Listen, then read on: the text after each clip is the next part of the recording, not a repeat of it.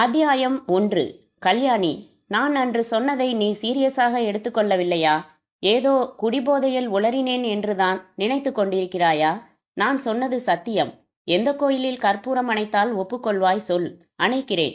விரிவாக பேசி நாம் ஒரு முடிவுக்கு வரலாம்.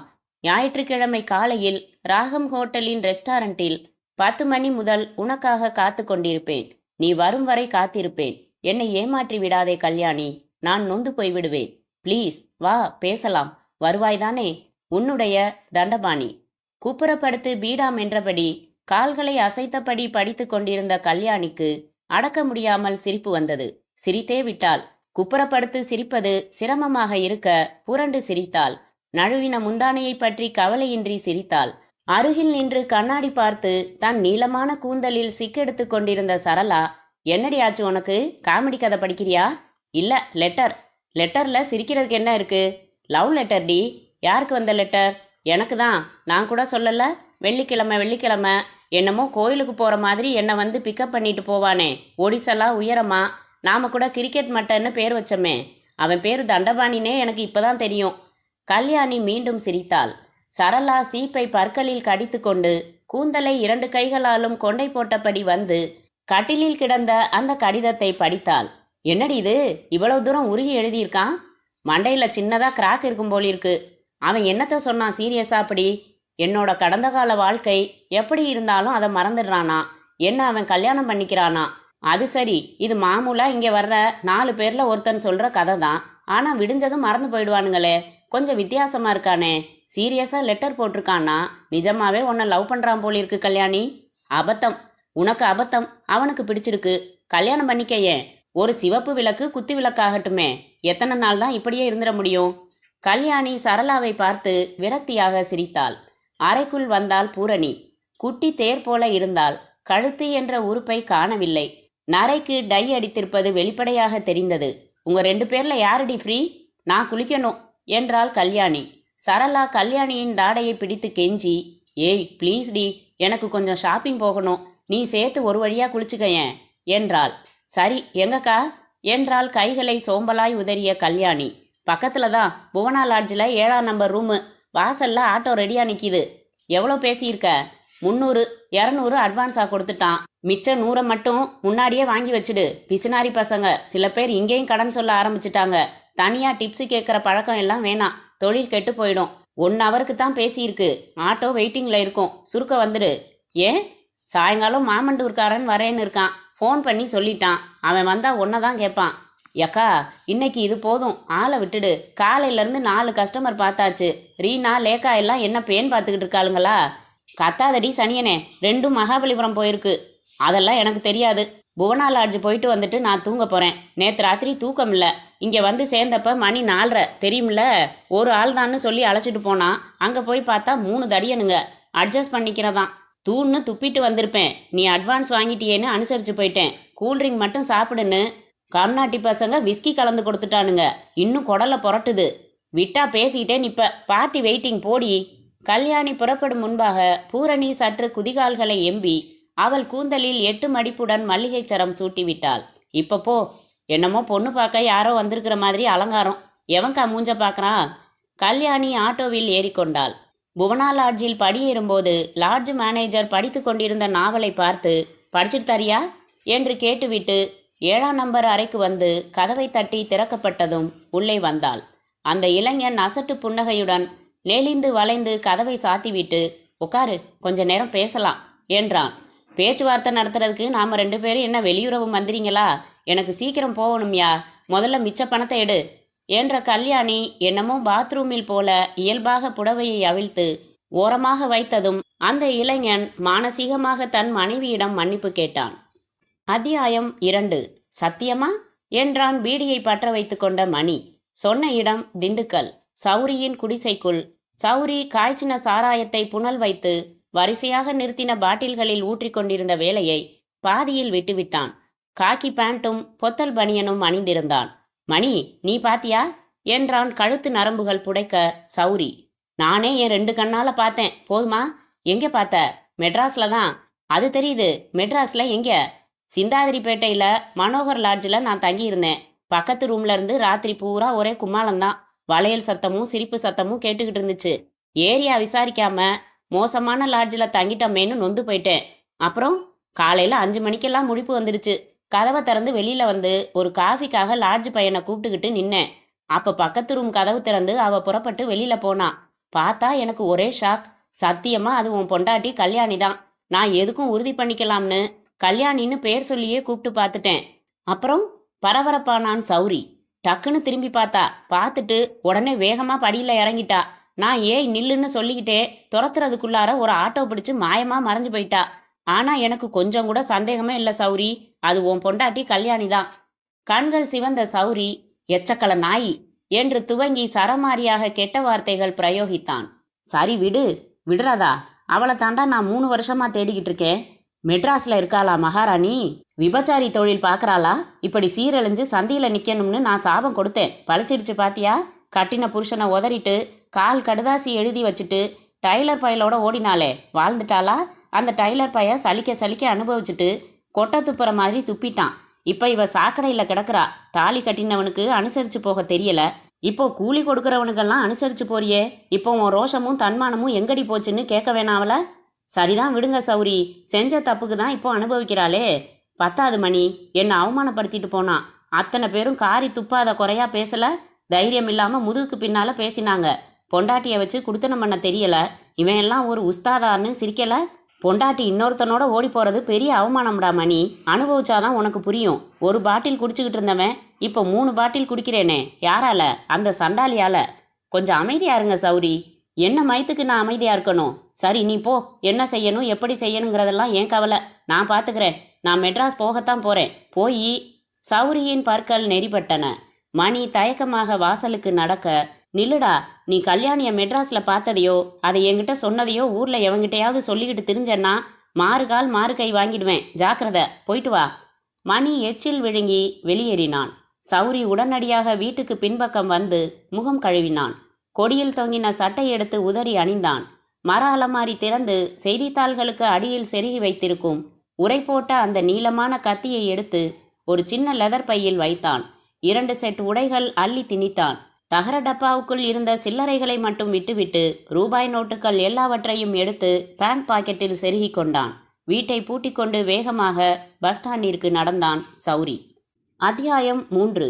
கல்யாணி ராகம் ஹோட்டலின் வாசலில் ஆட்டோவில் இருந்து இறங்கி மீட்டர் பார்த்து பணம் கொடுத்தாள். கைத்தறி புடவையை கஞ்சி போட்டு கட்டியிருந்தாள். ஷாம்பு போட்ட தலையை ஸ்ட்ரெச் பேண்டில் அடக்கியிருந்தாள்.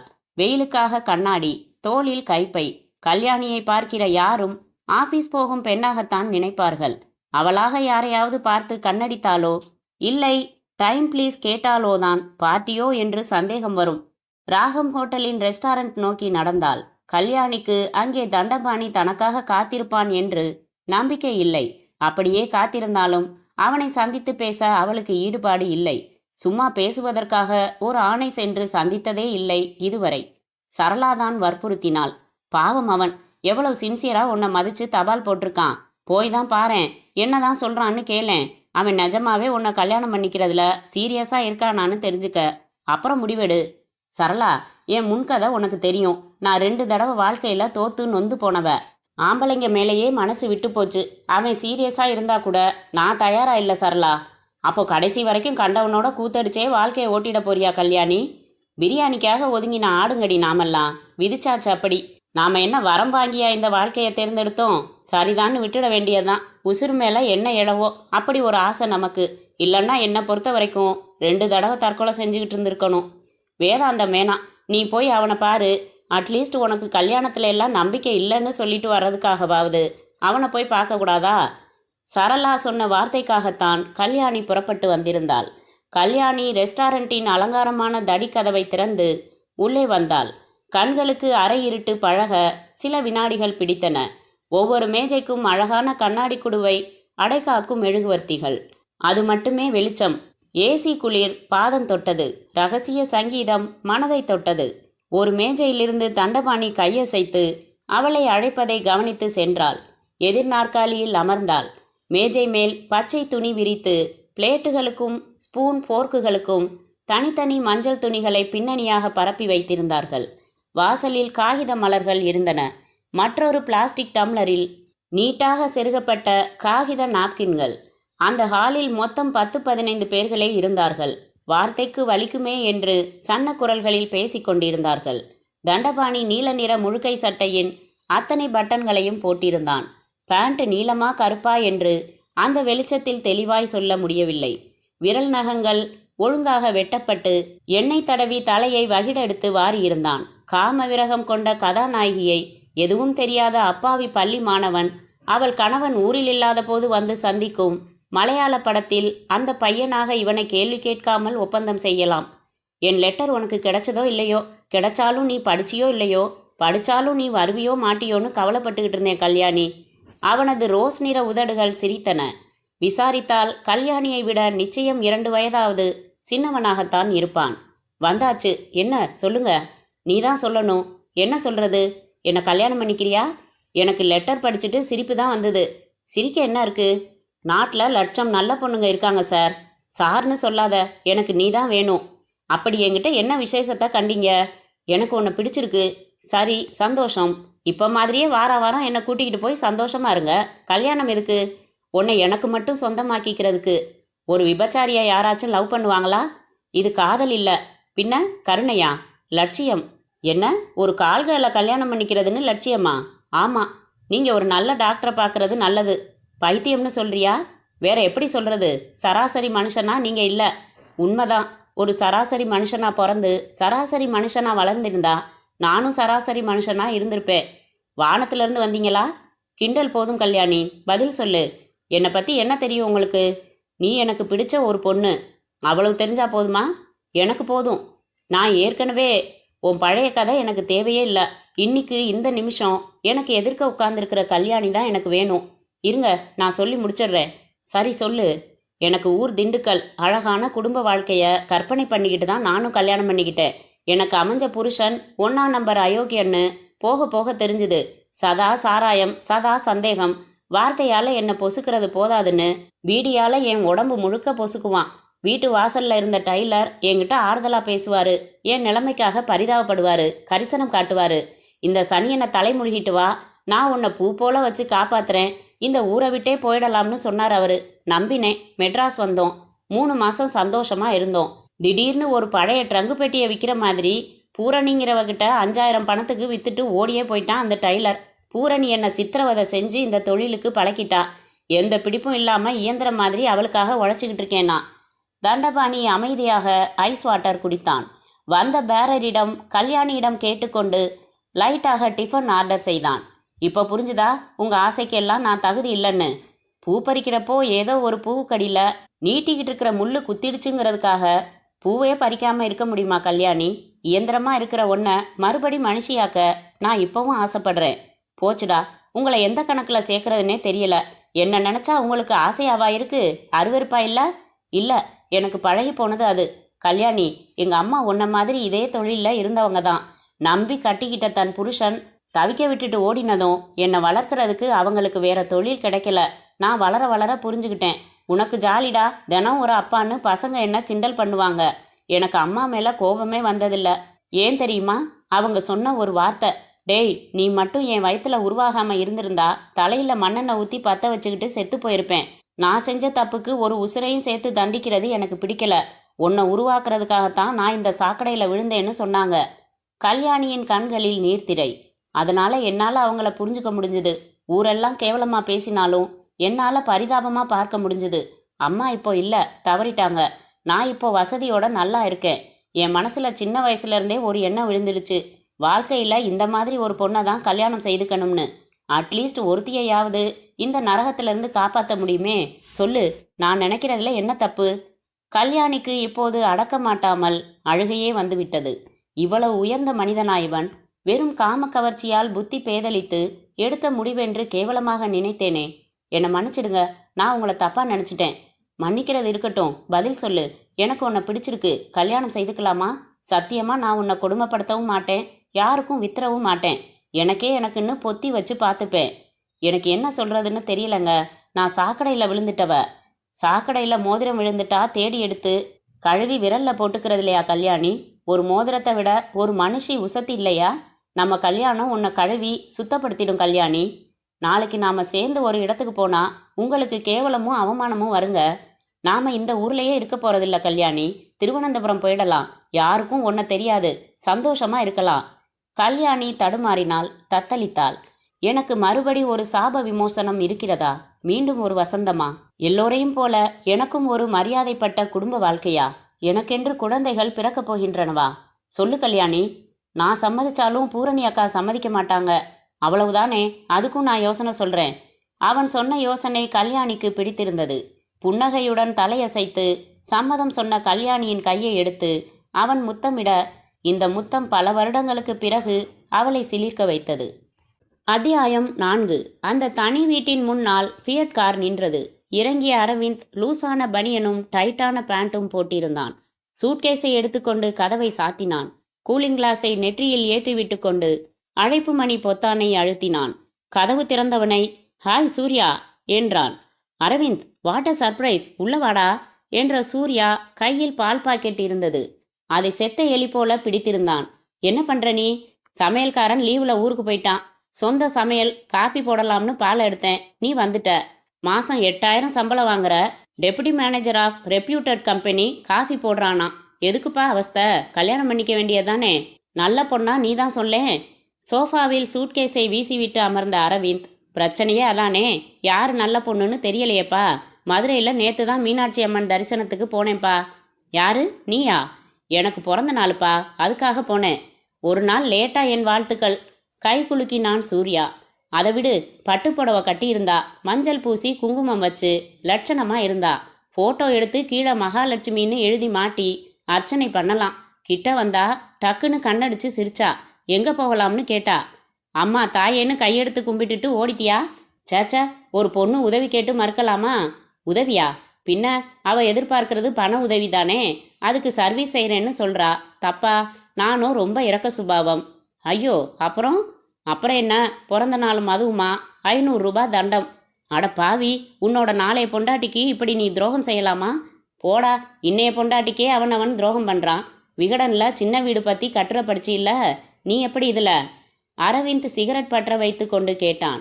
மிஸ்டர் கிளீன், அதிகபட்சமாக கேவரே பார்த்துருக்கேன். உனக்கு வயசு என்ன? 29. உருப்பிடுவியா நீ? ஏண்டா அபல பெண்களோட வாழ்க்கையை கெடுக்குறீங்க? நானா? என்னடா சொல்கிற? உன்ன மாதிரி என்ன மாதிரி இளைஞர்களை நம்பித்தானேடா எத்தனையோ கால் கேர்ள்ஸ் வாழ்க்கை நடத்துகிறாங்க.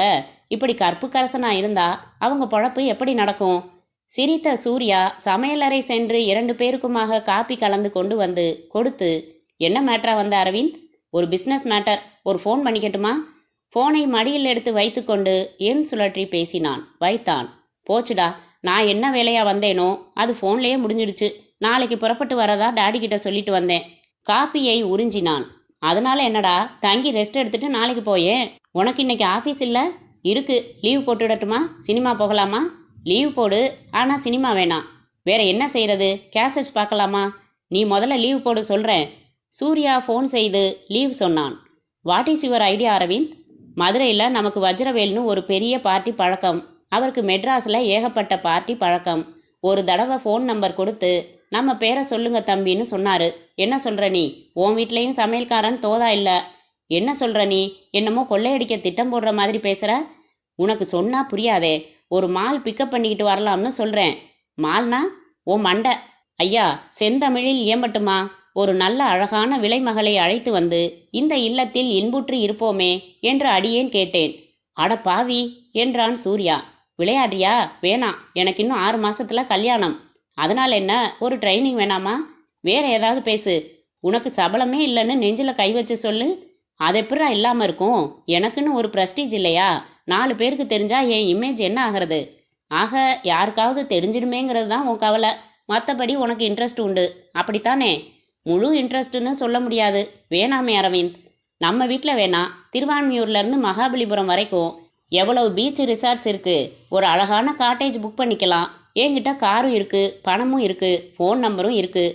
சாயங்காலம் இருட்டினதும் புறப்படலாம். காலையில் காட்டேஜை காலி பண்ணிடலாம். யாருக்கும் தெரியாது. என்ன சொல்கிற? சூர்யா தவித்தான். சரி, வேண்டாம் என்று 2 பதில்களும் உதட்டு நுனிக்கு வந்து வந்து பின்வாங்கின. மௌனம் சம்மதத்துக்கு அறிகுறி. அரவிந்த் பாக்கெட்டில் இருந்து துண்டு சீட்டு எடுத்து எண் பார்த்து கொண்டு டயல் செய்தான். ஹலோ என்றது பெண் குரல். அங்கே பூரணி மேடம் இருக்காங்களா? நான் தான் பேசுகிறேன். நீங்கள் யாருங்க? நான் மதுரையிலேருந்து வந்திருக்கேன். வஜ்ரவேல் சார் தான் உங்கள் ஃபோன் நம்பர் கொடுத்தாரு. அப்படியா? எங்கே தங்கியிருக்கீங்க? ஒரு ஃப்ரெண்டு வீட்டில். அட்ரஸ் சொல்லுங்கள், அனுப்பி வைக்கிறேன். இல்லை, இங்கே வீட்டில் வேண்டாம்னு ஃபீல் பண்ணுறோம். அப்போ எந்த லாட்ஜில் ரூம் போடுறீங்க? இன்னும் போடலை. என்கிட்ட கார் இருக்குது. அழைச்சிக்கிட்டு போய் மகாபலிபுரம் ரோட்டில் ஒரு ஹோட்டல் காட்டேஜ் புக் பண்ணலாம்னு ஐடியா. அதுக்கு முன்னாடி செலக்ட் பண்ணணும். நம்மக்கிட்ட எல்லாமே விக்கிரகம். எத்தனை மணிக்கு போகிறீங்க? சாயங்காலம் 6 மணிக்கு. ராத்திரி பூரா வேணுமா? ஆமாம், 2000 ஆகும். பரவாயில்லையா? No problem. என் அட்ரஸ் தெரியுமா? தெரியும். 6 மணிக்கு வந்து அழைச்சிக்கிட்டு போகலாம். வஜ்ரவேல் அண்ணாச்சி வரலையா?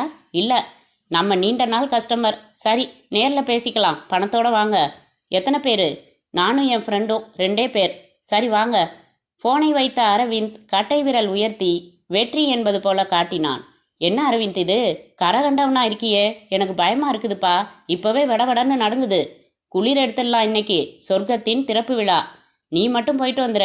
முட்டாள், லைஃப்பில் ஒரு த்ரில் வேணும் சூர்யா. தொடை நடுங்காத. போலீஸ் ரைடு எதுவும் வராதா? வராது. வந்தாலும் சமாளிக்கலாம். விட்டமின் பா இருக்கிற வரைக்கும் தெம்பா எதையும் சந்திக்கலாம் சூர்யா. மீன், பணம், வியாதி எதுவும் வந்துடாதா? அதெல்லாம் லோக்கல் சரக்கு கிட்ட போனாதான். இது காஸ்ட்லி, ஹைஜீனிக். பயப்படாத சூர்யா. என்ன நீ இப்படி தயங்குற? நான் எதுக்கு இருக்கேன்? எந்த பிரச்சனை வந்தாலும் சமாளிக்கிறேன். முதல்ல கை கொடு. சூர்யா தயக்கமாக கை கொடுத்தான். அரவிந்த் அவன் முதுகில் தட்டி, பாரேன், இன்னைக்கு ராத்திரி கோலாகலத்துக்கு அப்புறம் நீ கிரேட்டுடான்னு என்னை பாராட்ட போற என்றான், வர இருக்கிற சம்பவங்களை உணராமல். அத்தியாயம் 5. சவரி சென்னைக்கு வந்து சேர்ந்தபோது மாலை மணி 4. வானம் மழைக்கு உடந்தையாகி லேசாக இருட்டத் துவங்கியிருந்தது. பஸ் ஸ்டாண்டை விட்டு வெளியே நடந்தான். டயர் சக்கர வண்டிகளில் வாழைப்பழம், சாத்துக்குடி விற்று கொண்டிருந்தார்கள். பாதையோரத்தில் பாட்டு புத்தகம் அடுக்கியிருக்க அருகில் சந்தனப்பொட்டு வைத்து கிளிஜோசியன் டீ குடித்து கொண்டிருந்தான். சவரி போய் நின்றதும் அந்த ஆட்டோ டிரைவர் மாலை செய்தித்தாளை மடக்கிவிட்டு, எங்க போகணும் என்றான். சிந்தாதிரிப்பேட்டை. சவரி ஏறி அமர்ந்து டிரைவரிடம் தீப்பெட்டி வாங்கி பீடி பற்ற வைத்து கொண்டான். செய்தித்தாள் வாங்கி புரட்டினான். எந்த ஊருங்க நமக்கு? திண்டுக்கல். எனக்கு மெட்ராஸ் அவ்வளவு பழக்கமில்லை. ஆனால் எனக்கு சாராய வியாபாரம், கள்ளச்சாராயம். அதனால் ஊர் சுத்தாமல் நேராக சிந்தாதிரிப்பேட்டைக்கு விடு. யாரோ ஒருத்தர் 2 பேர் தப்பு செய்கிறதால மொத்தமாக ஆட்டோ டிரைவர் பேரே ரிப்பேர் ஆயிடுச்சு. சிந்தாதிரிப்பேட்டை வந்ததும் மனோகர் லாட்ஜ் என்றான் சௌரி. எந்த தெருவில் இருக்கு அது? தெரியாது. எங்கேயாச்சும் நிறுத்தி விசாரிச்சுக்கோ. டிரைவர் எரிச்சல் அடக்கி கொண்டான். சாவுகிராக்கி என்று மனதுக்குள் திட்டினான். 4-5 பேரை விசாரித்து மனோகர் லாட்ஜ் வந்து சேர்ந்தான். மனோகர் லாட்ஜ் 3 மாடிகளுடன் இருந்தாலும் ரொம்ப காலமாக பெயிண்ட் அடிக்காமல் அழுக்காக இருந்தது. போர்டை துரு தின்று கொண்டிருந்தது 4 மூலைகளிலும். ரிசப்ஷன் மேஜையில் அமர்ந்திருந்த மேனேஜர் சுருட்டின காகித குச்சியால் காதை குடைந்தபடி சுவாரஸ்யமாக புத்தகம் படித்து கொண்டிருந்தான். சௌரி மேஜை மேல் தட்டினான். ரூம் வேணும். அவன் நிமிர்ந்து இவனை அளந்து, சிங்கிளா டபுளா? சிங்கிள் போதும். நீங்க மட்டும்தானா? அவன் எக்கி பின்னால் தூரத்தில் பார்த்தான். நான் மட்டும்தான்.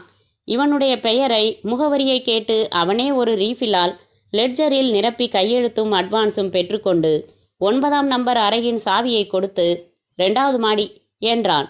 எனக்கு பசிக்குது, டிஃபன் வேணும். போங்க, பையன் அனுப்புறேன். சௌரி அறைக்கு வந்தான். கதவை திறந்ததும் மீசை அசைத்து கொண்டு ஒரு கரப்பான் பூச்சி ஓடி பதுங்கியது.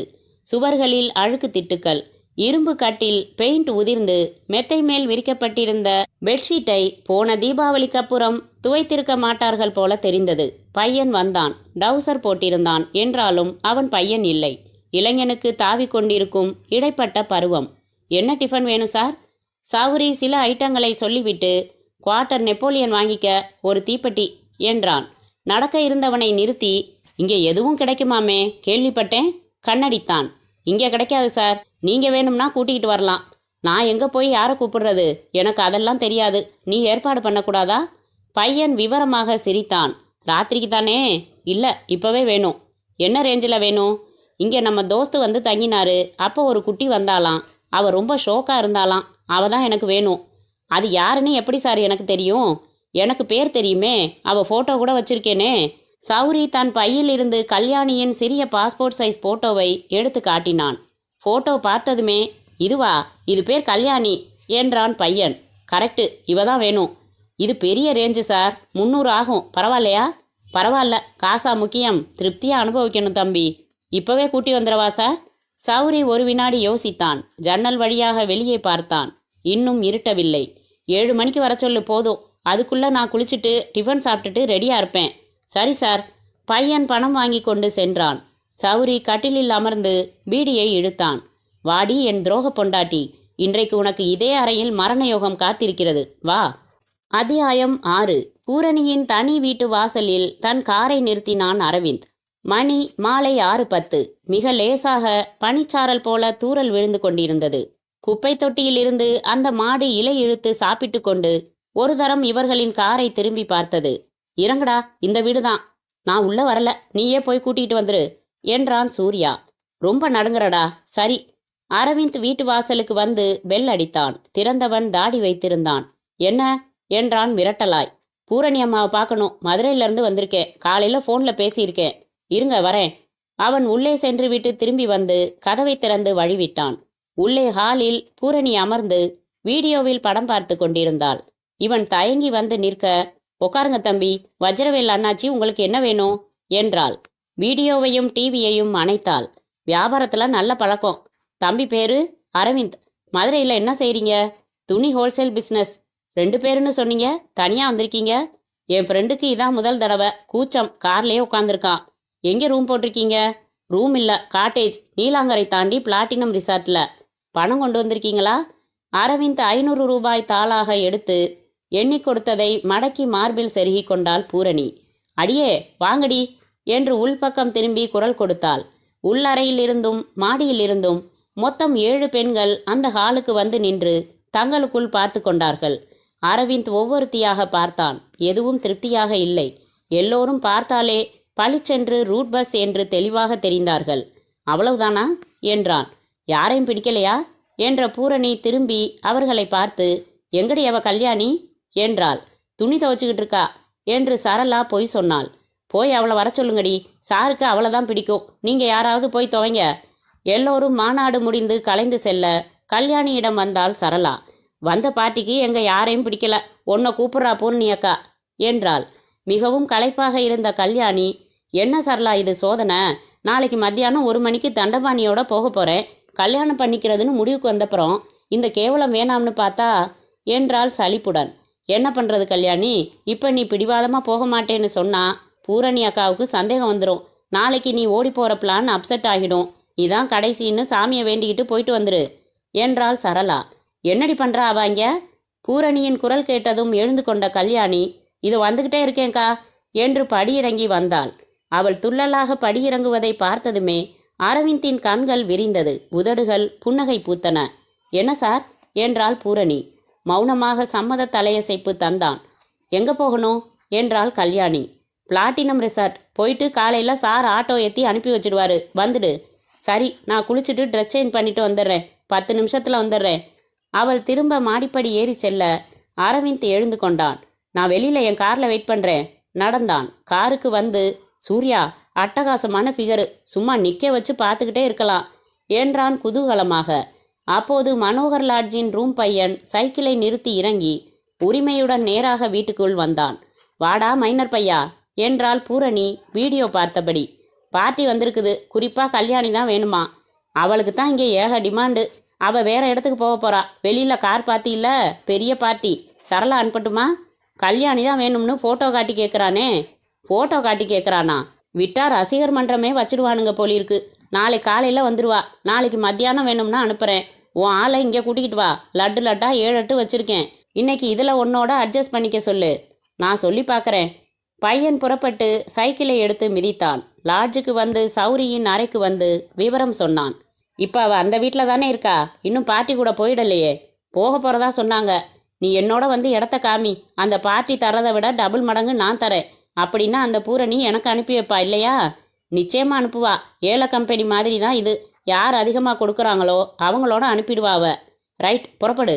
சௌரி இடுப்பில் செருகிய கத்தியுடன் அந்த பையனின் சைக்கிளுக்கு பின்னால் அமர்ந்து பயணம் செய்தான். தூரத்தில் பூரணியின் வீடு இருக்கும்போதே பையன் பிரேக் அடித்து கால் ஊன்றி சைக்கிளை நிறுத்தினான். உனக்கு சான்ஸ் இல்லை சார், அதோ பாரு என்று அவன் சுட்டிக்காட்ட இளம் பச்சை நிற சேலையில் கல்யாணி அந்த காரில் ஏறிக்கொண்டிருந்தாள். அவள் ஏறியதும் உடனே கார் புறப்பட்டது. பரபரப்பான சௌரி சைக்கிளில் இருந்து குதித்து அந்த பக்கம் இந்த பக்கம் பார்த்தான். தோதாக ஒரு காலி ஆட்டோ வர கைத்தட்டி நிறுத்தினான். அப்புறமா ரூமுக்கு வரேன், நீ போ என்று பையனிடம் சொல்லிவிட்டு ஆட்டோவில் சட்டென்று ஏறிக்கொண்டான் சௌரி.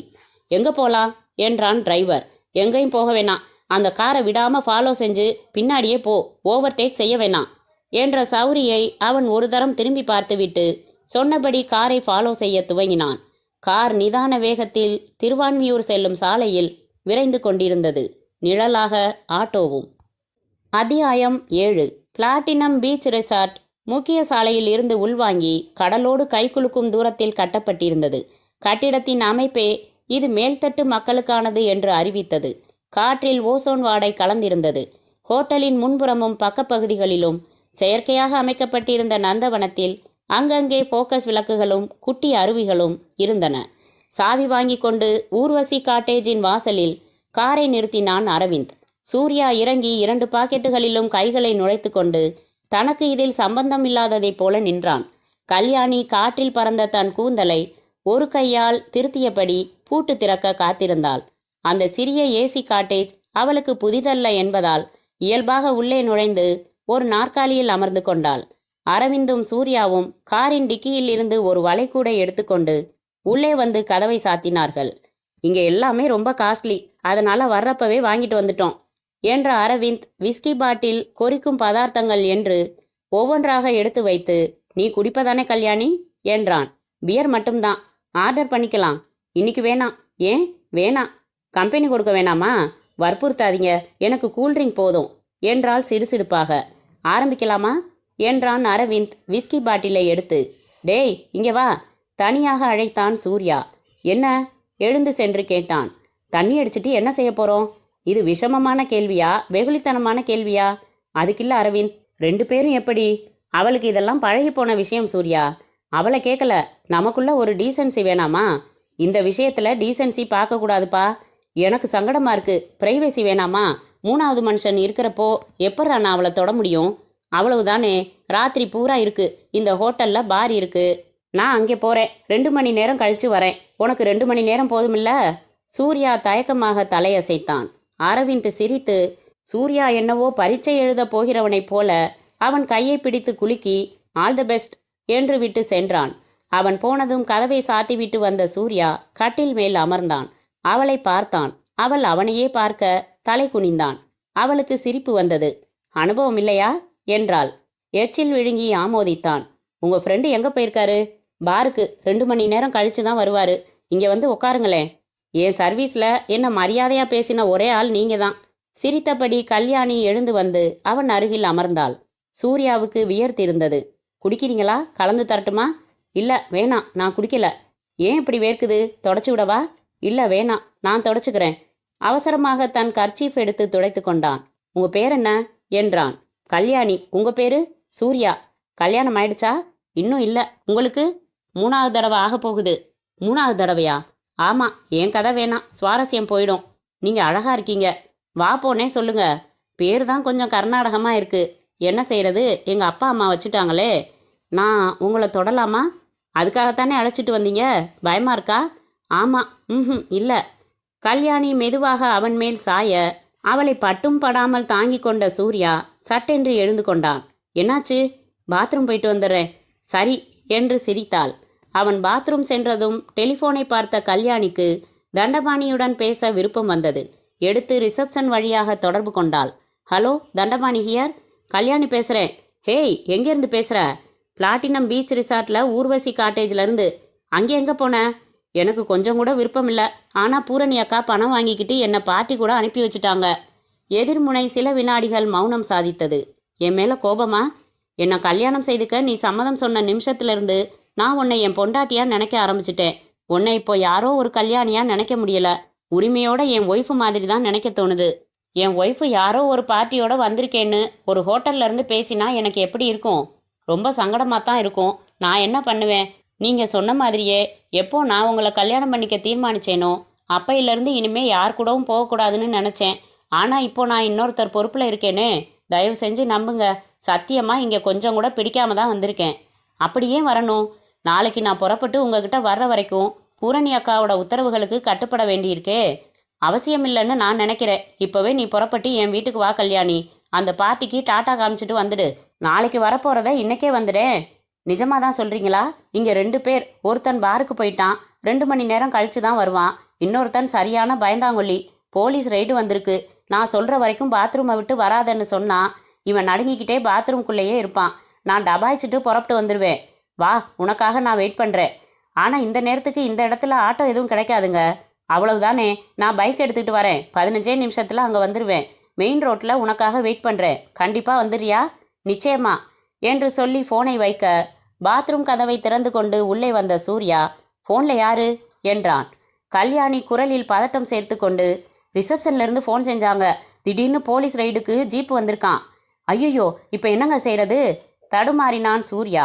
கவலைப்படாதீங்க, எல்லா இன்ஸ்பெக்டரும் எனக்கு பழக்கம்தான். நான் சமாளிக்கிறேன். நீங்கள் பாத்ரூம்குள்ளே போய் உட்காந்துக்கிட்டு தாழ்பால் போட்டுக்கோங்க. அவங்க வந்துட்டு போனதும் நான் வந்து கதவை தட்டுறேன். அதுக்கப்புறம் வெளியில் வரலாம். ஐயோ, எதுவும் பிரச்சனை ஆயிடாதே. நான் ரொம்ப கௌரவமான போஸ்ட்டில் இருக்கிறவன். லயன்ஸ் கிளப்ல எல்லாம் மெம்பர். வெளியில் தெரிஞ்சா தூக்கு மாட்டிக்கணும். கிட்டத்தட்ட அழுகிற நிலைக்கு வந்துவிட்ட அவனை பார்க்க கல்யாணிக்கு பரிதாபமாக இருந்தது. அதான் எந்த பிரச்சனையும் இல்லாமல் நான் பார்த்துக்கிறேன்னு சொல்கிறேனே, கவலைப்படாமல் சீக்கிரம் போங்க. தலையசைத்து விட்டு சூர்யா அவசரமாக பாத்ரூமிற்குள் சென்று தாள் போட்டு கொண்டான். கல்யாணி தன் உடையை திருத்தி கொண்டு கைப்பையை தோளில் மாட்டிக்கொண்டு கண்ணாடியில் ஒரு தரம் பார்த்து கொண்டு புறப்பட்டாள். அத்தியாயம் 8. ஹோட்டலின் பாரில் சிப்ஸு கடித்த அரவிந்த் மணி பார்த்தான். 2 மணி நேரம் ஆகியிருந்தது. எழுந்து கொண்டான். ஊர்வசி காட்டேஜின் பில் கணக்கில் பார் பில்லையும் சேர்த்து கொள்ள சொல்லிவிட்டு ஒரு சிகரெட் பற்ற வைத்து கொண்டு தன் காட்டேஜை நோக்கி நடந்தான். காட்டேஜின் வாசலை சமீபித்து கதவை தட்டினான். உள்புறம் தாழிடப்படாத கதவு உடனே மெதுவாக விலகியது. என்ன இது, மடத்தனமாக கதவை திறந்து போட்டிருக்கிறான். அரவிந்த் உள்ளே வந்து பார்த்து அதிர்ந்து போனான். தரையில் கிடந்தாள் கல்யாணி. கலைந்து கிடந்தாள்.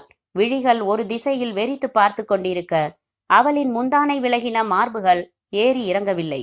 அவள் செத்து போயிருக்கிறாள் என்று சர்வ நிச்சயமாக தெரிந்தது. அரவிந்தின் முதுகுத்தண்டில் சிலிர்த்தது. என்ன இது, இவன் எங்கே? சூர்யா என்றான். அருகில் இணைந்திருந்த பாத்ரூமை பார்த்தான். அதன் கைப்பிடியை தள்ளி திறக்க முயல உள்புறம் தாழிடப்பட்டிருப்பதை உணர்ந்தான். கதவில் படபடவென்று தட்டினான். சூர்யா, என்னடா இதெல்லாம்? உள்ள என்ன பண்ற? அவங்க போயிட்டாங்களா அரவிந்த் என்று குரல் வந்தது. யாரு? போலீஸ்காரங்க தான். போலீஸ்காரங்களா? என்ன இழவுடா சொல்ற நீ? இங்க என்ன நடந்துச்சு? முதல்ல கதவை திற நீ. கதவை திறந்த சூர்யா முகமெல்லாம் வியர்த்து போய் வெளியே வந்தான். வந்தவன் தரையில் கிடந்த கல்யாணியை பார்த்துவிட்டு வீல் என்று அலறியே விட்டான். அரவிந்த், என்ன இது? அவளுக்கு என்ன ஆச்சு? அது நான் கேட்க வேண்டிய கேள்வி. செத்து போயிருக்காடா முட்டாள். என்ன செஞ்ச அவள? ஐயோ, நான் என்னடா செஞ்சேன்? நிஜமா சொல்றியா? எனக்கு திடுக்குங்குது. விளையாடாத அரவிந்த். அவ மயக்கம் போட்டு விழுந்துட்டாளா? முட்டாள், உசுறு இல்லடா, செத்து போயிருக்கா. ஐயோ, நெஞ்சை பிடித்து கொண்டான் சூர்யா. என்னடா இதெல்லாம்? எப்படி செத்தா? இங்க பாரு, முதல்ல உட்காரு, பதறாம சொல்லு, என்ன நடந்துச்சு? நான் இப்பதான் பார்ல இருந்து வந்தேன். கதவு திறந்தே இருந்துச்சு. குழப்பமா உள்ள வந்தா இவ செத்து கிடக்குறா. நீ பாத்ரூமுக்குள்ள போய் ஒளிஞ்சுகிட்டு இருக்க. சூர்யா தண்ணீர் குடித்து தன்னை ஆசுவாசப்படுத்தி கொண்டு தயங்கி தயங்கி தான் பேசியதை, பிறகு யூரின் பாஸ் செய்ய டாய்லெட் அறைக்கு சென்று திரும்பும்போது அவள் போன் பேசி வைத்ததை, போலீஸ் ரெய்டு என்று தன்னிடம் சொல்லி பாத்ரூமுக்குள் போகச் சொன்னதையெல்லாம் சொல்லி, நானே கதவை தட்டி கூப்பிடுற வரைக்கும் பாத்ரூம் கதவை திறந்துக்கிட்டு வெளியில வர வேணாம்னு அவ சொன்னதால நானும் இதோ உள்ளேயே இருக்கேன் அரவிந்த். இப்ப நீ வந்து தட்டி தான் கதவை திறந்தேன் என்றான். அறிவு இருக்காடா உனக்கு? பக்கத்துல தலகாணி கிடக்குது பாரு. அதுல இருக்கிறது லிப்ஸ்டிக் கரையே தான். நடந்திருக்கிறது கொலை. நீ உள்ள இருந்தப்போ எவனோ வந்து தலகாணி அவ முகத்துல வச்சு மூச்சு விட முடியாம திணற செஞ்சு சாகடிச்சிருக்கான். நீ பாட்டுக்கு பாத்ரூம்ல உட்காந்துருக்க. எனக்கு எப்படா தெரியும் இங்கே நடந்தது? ஒரு சத்தமும் எனக்கு கேட்கலையே. எங்க போலீஸ்காரங்க என்ன ஜட்டியோட ஜீப்ல ஏத்தி கூட்டிட்டு போய் மானத்தை வாங்க போறாங்களோன்னு பதறி போய் நான் உட்கார்ந்துருந்தேன். அதுக்குள்ள யார் வந்து இப்படி செஞ்சிருப்பாங்க? செஞ்சிருக்கானே யாரு? யாருக்கு தெரியும்? போலீஸ் ரெய்டும் வரல, ஒன்னும் வரல. இவ எதுக்காக அப்படி ஒரு பொய்ய சொன்னா? இரு, முதல்ல அதை மட்டும் விசாரிக்கலாம். அரவிந்த் இன்டர்காம் எடுத்து ரிசப்ஷன் அழைத்து, excuse me sir, police jeep எதுவும் ஹோட்டலுக்கு வந்திருக்குதா என்றான். இல்லையே, கவலைப்படாதீங்க சார், அதெல்லாம் வரமாட்டாங்க. Have a nice time. ரிசீவரை வைத்தான் அரவிந்த். ஏண்டா போனை வச்ச அரவிந்த்? ஏன் வைக்காம? சொல்ல வேணாமா? இங்க இது மாதிரி ஆகி இருக்குன்னு சொல்லி போலீஸை வரவழைக்க வேணாமா? மறுபடி முட்டாள் மாதிரி பேசுறிய சூர்யா. இவளை நாம 2 பேரும் நம்ம பொறுப்புல கூட்டிகிட்டு வந்திருக்கோம். பெரிய சத்தியசந்தனுங்க மாதிரி நம்ம பேர்லயே காட்டேஜ் புக் பண்ணியிருக்கோம். இவன் நம்மோட வந்ததை ரூம் பாய் பார்த்துருக்கான். இப்போ இந்த மாதிரி யாரோ வந்து கொலை செஞ்சுட்டு போயிருக்கான்னு சொன்னா யாராச்சும் நம்புவாங்களா? அதுக்காக சூர்யா, உன்னையும் என்னையும் தான் சந்தேகப்படுவாங்க. நான் கூட 2 மணி நேரமா பார்ல உட்காந்து தண்ணி அடிச்சுக்கிட்டு இருந்ததை நிரூபிக்க முடியும். இங்க நீயும் அவளும் மட்டும்தான் இருந்திருக்கீங்க. குறிப்பா சந்தேகம் உன் பக்கம்தான் பாயும். அரவிந்த், பயமுறுத்தாத. நான் இந்த விவகாரமே வேணாம்னு சொன்னேன். நீ தான் என்ன தூண்டின. எவ்வளவு பெரிய வில்லங்கத்துல வந்து மாட்டிக்கிட்டு இருக்கோம் பாரு. அரவிந்த் ஒரு தரம் தரையில் கிடக்கும் கல்யாணியை பார்த்தான். கண்மூடி யோசித்தான். சூர்யாவின் விரல்கள் அப்பட்டமாக நடுங்கின. வியர்வை வெள்ளமாக வடிந்து கொண்டிருந்தது. சூர்யா, நான் என்ன நினைக்கிறேன், இவளுக்கு யாரோ ஒருத்தனோட பெரிய பகை இருக்கணும். அவன் இவளை பழி வாங்கறதுக்காக அலைஞ்சுக்கிட்டு இருந்திருக்கணும். நம்ம கார்ல இவளை பார்த்ததும் நம்ம காரை அவன் ஃபாலோ பண்ணிக்கிட்டு வந்திருக்கணும். கதவை தட்டி திறந்த இவளை தாக்கி கீழே விழ வச்சு தலையணையை எடுத்து பொத்தி கொன்னுட்டு நைஸா நழுவி இருக்கணும். அப்படித்தான் நடந்திருக்கு. சரி, இவ எதுக்கு பொய் சொல்லி என்ன பாத்ரூம்குள்ள போக சொன்னா? அதான் எனக்கு புரியல. அரவிந்த், இப்ப என்னடா செய்ய போறோம்? கலங்காத சூர்யா, பிரச்சனைகளை சமாளிக்கணும். அதான் சாமர்த்தியம். சத்தியமா நாம 2 பேரும் இந்த குற்றத்துல சம்மந்தப்படல. ஆனா சூழ்நிலை காரணமா நாம உண்மையை சொன்னாலும் போலீஸ் நம்ப போறதில்ல. அதனால இந்த வில்லங்கத்துல இருந்து நாம சாமர்த்தியமா தப்பிக்கிறது எப்படின்னு யோசிக்கணும். அதான் எப்படி? லெட் மீ திங்க் என்று தன் நெற்றியை தட்டி கொண்டு யோசித்த அரவிந்த் சில நிமிடங்களுக்கு பிறகு தன் யோசனையை விரிவாக சொன்னான். அரவிந்த், போலீஸ்காரங்களோட விளையாடுறது நெருப்போட விளையாடுற மாதிரி. எனக்கு ரொம்ப பயமா இருக்கு. பேசாம இருடா. உன் பயம்தான் எல்லா பிரச்சனைக்கும் காரணம். நீ பயப்படாம பாத்ரூமுக்குள்ள போகாம இருந்திருந்தா ஒருத்தன் சுதந்திரமா உள்ள வந்து இப்படி கொலை செஞ்சு போட்டுட்டு போயிருக்க முடியுமா? சூர்யா மௌனமானான்.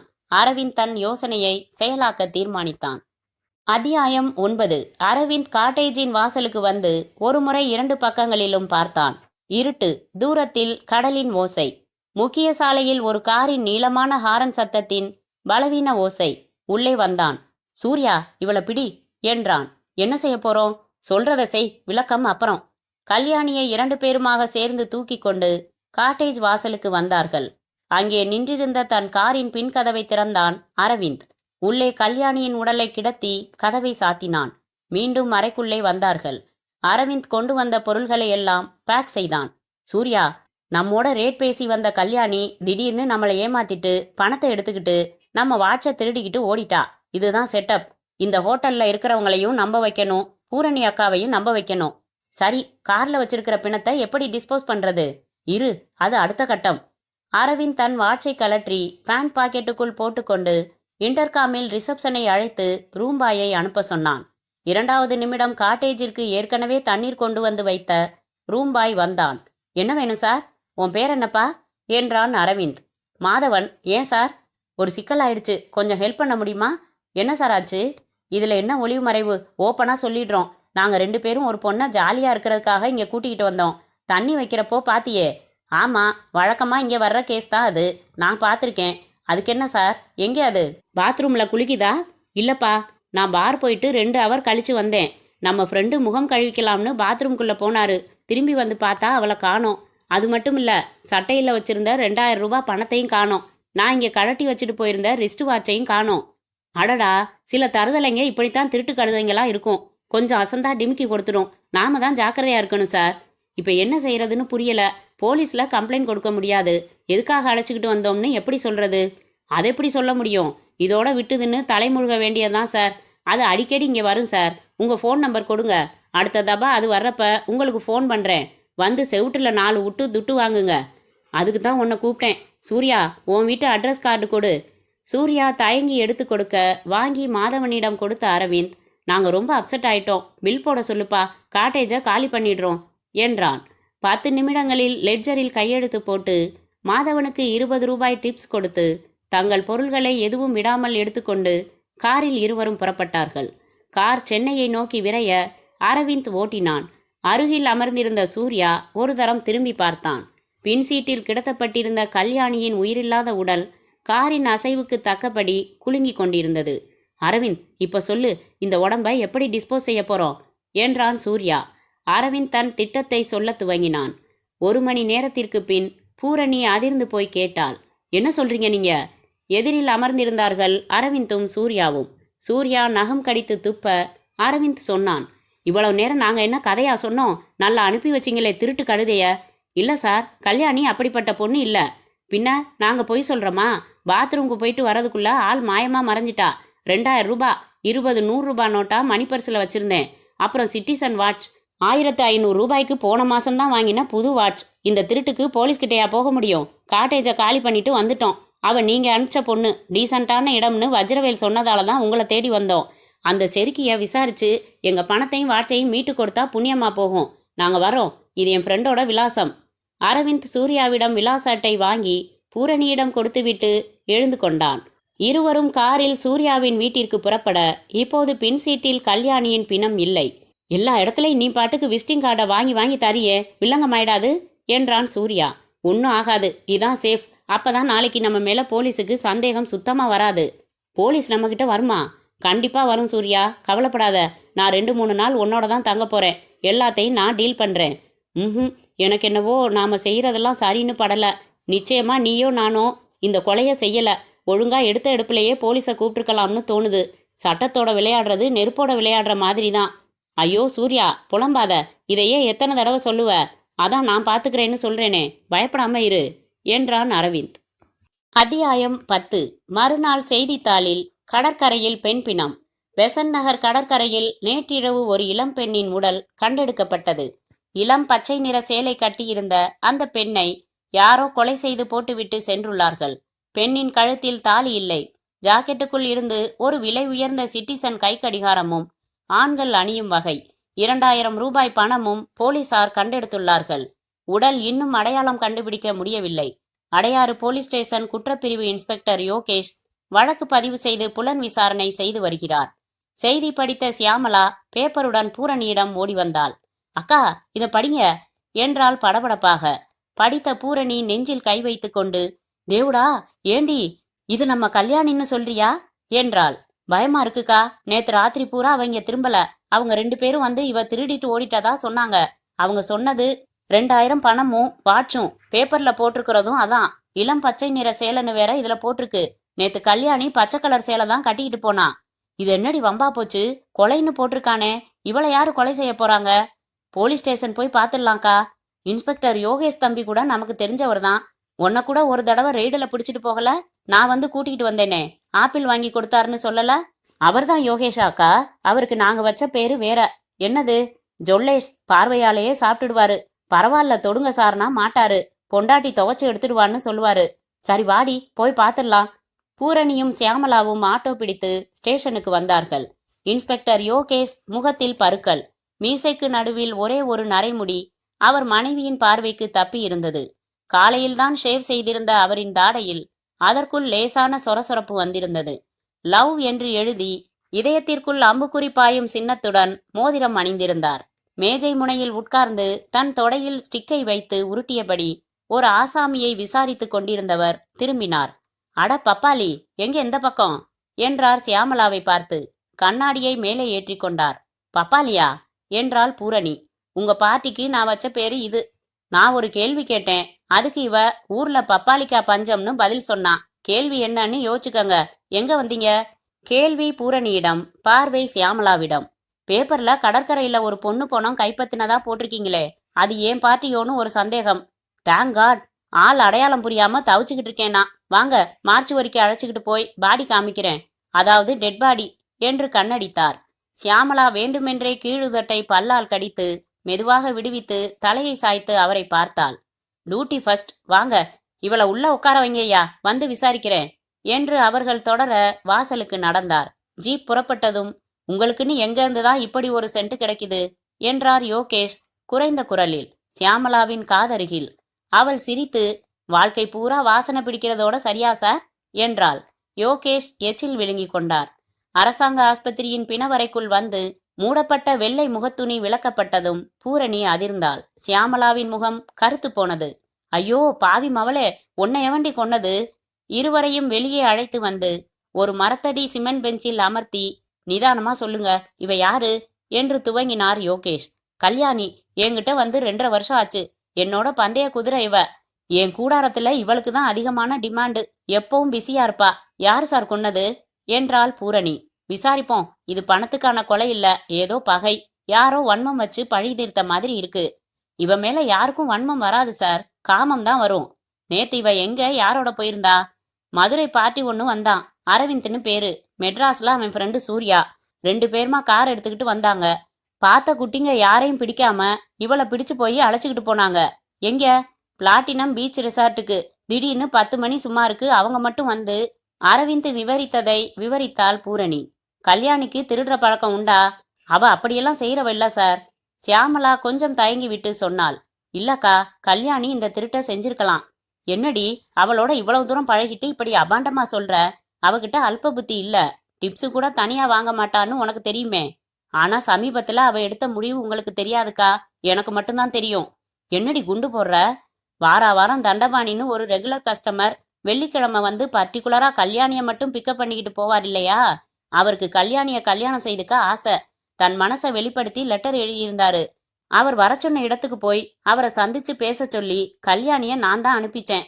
தண்டபாணி சீரியஸா அவளை கல்யாணம் பண்ணிக்க ஆசைப்படுறதாகவும் யாருக்கும் தெரியாம புறப்பட்டு வந்துடுன்னு சொன்னதாகவும் வந்து சொன்னான். இவளும் சம்மதம் தெரிவிச்சிட்டா. அவங்க திட்டப்படி இன்னைக்கு காலையில கல்யாணி ரகசியமா புறப்பட்டு அவர் வீட்டுக்கு போயிடுறதா இருந்தா. இவ்வளவு நடந்திருக்குதா என்றாள் பூரணி. இந்த கல்யாண திட்டத்துக்கும் இவ பணம் திருடி இருப்பான்னு சொல்றதுக்கும் என்ன சம்பந்தம் என்றார் யோகேஷ். எனக்கு புது வாழ்க்கை தரப்போற அவருக்கு ஒரு வாட்சும் ஒரு செட்டு ட்ரெஸ்ஸும் ப்ரெசன்ட் பண்ணணும்னு ஆசைப்படுறேன். ஆனா கையில பணம் தான் இல்லைன்னு என்கிட்ட சொல்லிக்கிட்டு இருந்தா. தண்டபாணிக்கு ப்ரெசன்ட் பண்றதுக்காக வாட்சையும் ட்ரெஸ் வாங்குறதுக்காக பணத்தையும் திருடி இருக்கலாம் தான். பிளாட்டினம் பீச் ரிசார்ட்ல திருடிட்டு புறப்பட்ட கல்யாணி பெசன்ட் நகர் பீச்சுக்கு எப்படி வந்தா? யார் கூட வந்தா? எதுக்காக கொலை செய்யப்பட்டா? அந்த தண்டபாணி யாருன்னு விவரம் தெரியுமா? கையில காசு புரள்ற பசையுள்ள ஆசாமின்னு தெரியும், அட்ரஸ் தெரியாது என்றாள் பூரணி. அவன் கல்யாணிக்கு எழுதின லெட்டரை நீ பாத்தியா? பார்த்தேன் சார். அந்த லெட்டரை அவ தன் பெட்டியில தான் வச்சிருக்கா. அதுல வெறுமனே தண்டபாணின்னு பேர் மட்டும்தான் இருக்கு என்றாள் சியாமலா. பார்க்கலாம், கல்யாணிய கொலை செய்யற அளவுக்கு யாருக்காவது பகை இருக்கா? உங்களுக்கு தெரியுமா? தெரியல சார். இவளை கொலை செய்யறதால யாருக்கு என்ன லாபம் இருக்க முடியும்? சரி, கல்யாணியோட பழைய கதை தெரியுமா? அதாவது அவ உங்ககிட்ட வர்றதுக்கு முன்னாடி எங்க இருந்தா, எப்படி இருந்தா? திண்டுக்கல் சொந்த ஊர் சார். உள்ளூர்லயே ஒரு பேமானிய கல்யாணம் பண்ணிக்கிட்டு இருக்கா. அவன் ஒரு சந்தேக பிராணி. சாராயம் குடங்குடமா குடிக்கிறவன். எப்பவும் ரோதனை. சரின்னு இவளுக்கு பிடிச்ச ஒரு டைலரோட மெட்ராஸுக்கு வந்திருக்கா. அவன் இவளை ஆசை தீர அனுபவிச்சுட்டு நம்ம கிட்ட விட்டு காசு வாங்கிட்டு போயிட்டான். நியாயமா அந்த டைலர் பையில பார்த்தா கொல்லுவேன்னு இவ தான் சொல்லிக்கிட்டு இருப்பா. யார் அந்த டைலர்? இப்ப எங்க இருக்கான்? அவன் வடக்க எங்கேயோ போயிட்டான். மூஞ்சி கூட ஞாபகம் இல்ல. இவளோட பழைய புருஷனோட பேர் என்ன? திண்டுக்கல்ல அவன் என்ன செய்யறான்? அதெல்லாம் நான் கேட்டு வச்சுக்கல. ஏண்டி, உனக்கு தெரியும்? எனக்கும் விபரமா தெரியாது என்றாள் சியாமலா. நேத்து இவளை கூட்டிட்டு போன 2 பேரையும் நான் விசாரிச்சாகணுமே என்றார் யோகேஷ். கைப்பையின் ஜிப்பை இழுத்து விசிட்டிங் கார்டு எடுத்து கொடுத்தாள் பூரணி. இது அரவிந்தோட ஃப்ரெண்டு சூர்யாவோட அட்ரஸ். மரியாதைப்பட்ட பார்ட்டிங்க. அவங்களையெல்லாம் இதுல எடுத்து விட்டுடாதீங்க, அப்புறம் நம்ம பொழப்பு டவுன் ஆயிடும் என்றாள். என்னமோ லைசன்ஸ் வாங்கி வரி கட்டி தொழில் பண்ற மாதிரி தான் கவலைப்படுறீங்க. ரசீது இல்லாம அப்பப்போ வரி கட்டிக்கிட்டு தானே இருக்கோம். விரல்ல மினுக்கிற மோதிரம் சம்பளத்துல செஞ்சு போட்டுக்கிட்டதா? இல்ல? போதும், இந்த வாய் அரட்ட வேணாம். பிணத்தை வாங்கிக்கிறீங்களா? ஒப்படைக்க சொல்லவா? இங்கேயே எலக்ட்ரிக்ல எரிப்பாங்களாமே, அப்படி செஞ்சிடுங்க. இவளை தூக்கி கொண்டு போய் இறுதி மரியாதைக்கு ராஜாஜி ஹால்லையா படுக்க வைக்க முடியும்? நடுக்கூடத்துல கிடத்தி என்ன சொல்லி ஒப்பாரி வைக்கிறது? யோகேஷ் சியாமலா தன்னையே பார்ப்பதை பார்த்து பார்வையை தவிர்த்து விசிட்டிங் கார்டை பார்த்தார். அத்தியாயம் 11. போலீஸ் ஜீப் வந்து நின்று யோகேஷ் இறங்கி வந்தபோது சூர்யா அயன் செய்து கொண்டிருந்தான். அரவிந்த் வாக்மேன் டைப் ரெக்கார்டரை இடுப்பில் செருகி கொண்டு காதில் ஹியரிங் செட் அணிந்து மேற்கத்திய இசைக்கு தகுந்தபடி ஆடிக்கொண்டிருந்தான். யோகேஷ் வருவதை ஜன்னல் வழியாக பார்த்துவிட்ட சூர்யா அவசரமாக வந்து அரவிந்தின் இடுப்பு டேப் ரெக்கார்டரில் இசையை நிறுத்திவிட்டு, டேய் போலீஸ் வரட்டும், பெல் அடிச்சதும் அமைதியா போய் கதவை திறந்து விடு. மற்றபடி எல்லா கேள்விக்கும் நான் பதில் சொல்லிக்கிறேன். நீ எதுவும் போட்டு குழப்பிடாத, ஓகே என்றான் அரவிந்த். பெல் அடித்தது. சூர்யா கதவை திறந்தான். உள்ளே வந்த யோகேஷ் தன்னை அறிமுகப்படுத்தி கொண்டார். அமர்ந்தார். அவர்களும் அறிமுகப்படுத்தி கொண்டார்கள். யோகேஷ் சில வினாடிகள் ஒதுக்கி அவர்களை பார்வையால் அளந்துவிட்டு, நேரா விஷயத்துக்கு வரேனே, நேத்து கல்யாணிங்கிற பொண்ணோட நீங்க 2 பேரும் பிளாட்டினம் பீச் ரெசார்ட் போயிருந்தீங்க இல்லையா? 2 பேரும் எச்சில் விழுங்கினார்கள். மறைக்க வேணாம், பூரணிய விசாரிச்சுட்டேன். உங்க அட்ரஸ் அவங்க தான் கொடுத்தாங்க. இது வேற விசாரணை. ஆமா சார், போயிருந்தோம். எத்தனை மணிக்கு அங்க போனீங்க? 7 மணி இருக்கும். சரி, அப்புறம் என்ன ஆச்சு? சூர்யாவுக்கு கூச்சமா இருந்துச்சு. அதனால நான் அவளையும் சூர்யாவையும் தனியா விட்டுட்டு பாருக்கு போயிட்டேன். 2 மணி நேரம் கழிச்சு நான் காட்டேஜுக்கு வந்தா இவன் பேந்த முழிச்சுக்கிட்டு இருந்தான். என்னடான்னா, இவன் பாத்ரூம் போயிட்டு திரும்பி வந்திருக்கான். அதுக்குள்ள அவ சொல்லாம கொள்ளாம புறப்பட்டு போயிட்டாலாம். அது மட்டும் இல்ல, எங்க மணி பர்ஸ்ல இருந்து 2000 பணமும் என்னோட காஸ்ட்லி ரிஸ்ட் வாட்சையும் கூட திருடிட்டு போயிட்டா. அப்புறம் என்ன செஞ்சீங்க? ரூம்பாயை கூப்பிட்டு இந்த மாதிரி திருட்டு போயிடுச்சுன்னு சொன்னோம். இதை போய் எப்படி சார் போலீஸ்ல சொல்ல முடியும்னு கேட்டான்.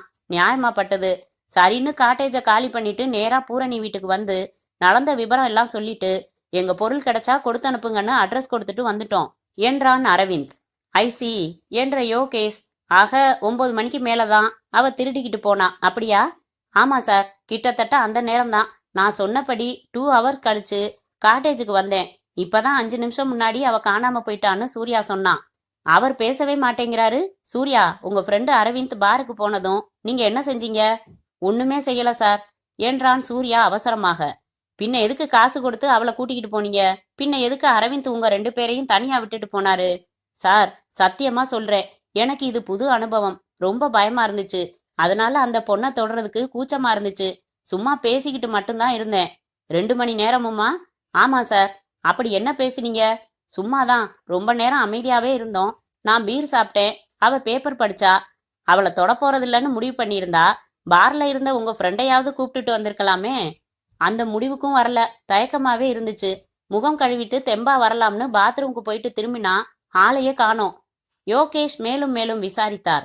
சில பாயிண்ட்டுகளை குட்டி டைரியில் குறித்து கொண்டார். இவ்வளவு கேட்டுட்டு இன்னும் செய்தியை சொல்லலன்னா உங்களுக்கு குழப்பமா இருக்கும். அந்த பொண்ணு கல்யாணிய யாரோ கொலை செஞ்சு பெசன்ட் நகர் பீச்சில் போட்டுட்டு போயிட்டாங்க. மை காட், மர்டரா? ஆமா. கத்தி செறியிட்டானுங்களா? இல்ல, முகத்தை பொத்தி மூச்சு விட முடியாம செஞ்சு தீர்த்திருக்கான். No blood. நீங்க சொன்ன தகவல்கள்ல எதுவும் பொய் இல்லையே. நாங்க எதுக்காக பொய் சொல்ல போறோம்? யோகேஷ் எழுந்து கொண்டார். கை குலுக்கி விடை பெற்றார். அவர் ஏறி சென்ற ஜீப்பின் புகை காற்றில் கரைந்ததும் உள்ளே வந்தார்கள். எனக்கு என்னவோ பயமாதான் இருக்கு என்றான் சூர்யா. தட்ஸ் ஆல் சூர்யா, இனிமே அவங்க நம்ம கிட்ட வரவே போறதில்ல. போட்டு உதறாத என்றான் Aravind. Platinum beach resort hotel ரிசப்ஷனிஸ்டுக்கு தன்னை போலவே முகத்தில் நிறைய பருக்கள் இருந்ததில் யோகேஷிற்கு மனதளவில் ஒரு நெருக்கம் கிடைத்தது. தன் பெயர் மோனிகா என்றால் காதில் மாட்டின வளையங்களுக்குள் களை கூத்தாடி சாமர்த்தியமாக உடம்பை நெளித்து இந்த பக்கம் போய் அந்த பக்கம் வந்துவிட முடியும். ரத்தம் தடவினது போல அடர்த்தியான கருஞ்சிவப்பு நிற லிப்ஸ்டிக்கில் அசைந்த அவளின் முதடுகளில் தூண்டில் இருந்தது. யோகேஷ் தான் வந்த நோக்கத்தை முதலில் தெரிவித்தார். ஊர்வசி காட்டேஜ் என்ற அவள் கழுத்து செயின் ஊஞ்சலாட குடிந்து லெட்ஜர் புரட்டி சூர்யாங்கிறவரு போட்டிருந்தாரு. அவர் கூட ஒரு ஃப்ரெண்டும் ஒரு பொண்ணும் ராத்திரி 9:15க்கு காட்டேஜை வெக்கேட் பண்ணிட்டாங்க. வந்தது 7:05க்கு. You need any other information sir? Khaki uniform அணியவில்லை என்றால் யோகேஷ் உன் வீட்டு அட்ரஸ் என்று கேட்டிருப்பார். இப்ப அந்த காட்டேஜை வேற யாருக்கும் கொடுத்துருக்கீங்களா? இல்ல சார், காலியாத்தான் இருக்கு. நான் காட்டேஜை பார்க்கணும். நேத்து அந்த காட்டேஜுக்கு ரூம்பாயா இருந்தவனை விசாரிக்கணும். மோனிகா நல்ல தம்பி என்பவனை அழைத்து யோகேஷோடு அனுப்பி வைத்தாள். அவளே கூட வருவாள் என்று எதிர்பார்த்த யோகேஷ் தன் ஏமாற்றம் மறைத்து முகத்தை கர்ச்சீஃபால் துடைத்தபடி நடந்தார். ஊர்வசி காட்டேஜ் சாவி போட்டு திறக்கப்பட்டது. உள்ளே வந்தார் யோகேஷ். மினி பங்களா போல இருந்தது. பொய்கூரை, ஒயிட் சிடார் மரச்சட்டங்களால் சுவர் அலங்காரம், திரைச்சீலைகள், கார்பெட், சாதனங்கள். குப்பை தொட்டியில் காகித குப்பை, ஆஸ்ட்ரேயில் சில சாம்பல் துண்டுகள். படுக்கை விரிப்பில் சுருக்கம். எஸ் என்று வளைந்து நெளிந்து ஒரு ஒற்றை தலைமுடி. 100% அது கல்யாணியுடையதாய் இருக்கலாம். என்னப்பா, இன்னும் கிளீன் பண்ணலையா காட்டேஜா? இல்ல சார், இந்த காட்டேஜ் ஈவினிங் மேலதான் புக் ஆகும். அதனால மெதுவா கிளீன் பண்ணிக்கலாம்னு இருந்துட்டோம். படுக்கை மேல் மொத்தம் 4 ஒரே மாதிரியான தலையணைகள். ஒன்றில் ஒரு பூவின் எம்ப்ராய்டரி இருக்க, ஒன்றில் மட்டும் பிளைனாக இருந்தது. அந்த தலையணை புரட்டி போடப்பட்டிருப்பதை உணர்ந்த யோகேஷ் அதை திருப்பி பூ வெளிப்பக்கமாக வைத்து போட்டார். போட்டபோது கவனித்தார், அந்த கிரீம் நிற தலையணை மேல் சிவப்பு அச்சாக என்ன அது? கையில் எடுத்து பார்த்தார். பளிச்சென்று புரிந்தது. இது ஒரு பெண்ணின் உதடுகள் பதித்த லிப்ஸ்டிக் முத்திரை. லிப்ஸ்டிக் போட்ட ஒரு பெண் குப்புறப்படுத்து நேராக முகத்தை தலையணையில் வைத்து படுத்தால்தான் இப்படி மேலுதட்டின் முழு வடிவமும் கீழுதட்டின் அரைகுறை வடிவமும் பதிய வாய்ப்பு உண்டு. குப்புறப்படுக்கும் ஒரு பெண் இடது பக்கம் முகம் வைத்தோ அல்லது வலது பக்கம் முகம் வைத்தோதானே படுப்பாள். நேராக முகம் புதைய படுப்பாளா? அல்லது வலிய ஒரு பெண் தலையணையில் இப்படி லிப்ஸ்டிக் தடவின உதடுகளால் முத்தம் கொடுத்தால் பதியும். தலையணைக்கு எதற்காக முத்தம் கொடுக்க போகிறாள்? யோகேஷிற்கு சட்டென்று உரைத்தது. கல்யாணியின் மூச்சு பலவந்தமாக நிறுத்தப்பட்டு மரணம் ஏற்பட்டிருக்கிறது. இந்த தலையணையால் யாராவது அவள் முகத்தில் அழுத்தி கொலையை செய்திருந்தால் முகத்தில் தலையணை அழுத்தும் போது லிப்ஸ்டிக் முத்திரை இதில் விழுவதற்கு வாய்ப்பு இருக்கிறது. எனில் கொலை இதே காட்டேஜில் தான் நடந்திருக்க வேண்டும். யோகேஷின் மூளையில் ஜிர் என்று ரத்தம் பாய்ந்தது. ஒருவித பரபரப்புடன் காட்டேஜின் ஒவ்வொரு சதுர அங்குல பரப்பிலும் பார்வையை ஓட்டத் துவங்கினார். வெளிர் சிகப்பு நிற பிளைன் தரை கார்பெட்டில் அவரை கவர்ந்தது அது. குந்தி அமர்ந்து பார்த்தார். 10 பைசா சைஸில் ஒழுங்கற்ற வட்டமாக பச்சை நிறத்தில் காய்ந்து போய் கார்பெட்டில் படிந்திருந்த அதை பெயர்த்து எடுத்து கையில் வைத்து பார்த்தார். என்ன இது? ஏதோ பறவை எச்சமிட்டு அது காய்ந்து போயிருப்பதைப் போல இருந்தது. பச்சை நிறத்தில் பறவையின் கழிவு ஏதாவது இருக்குதா?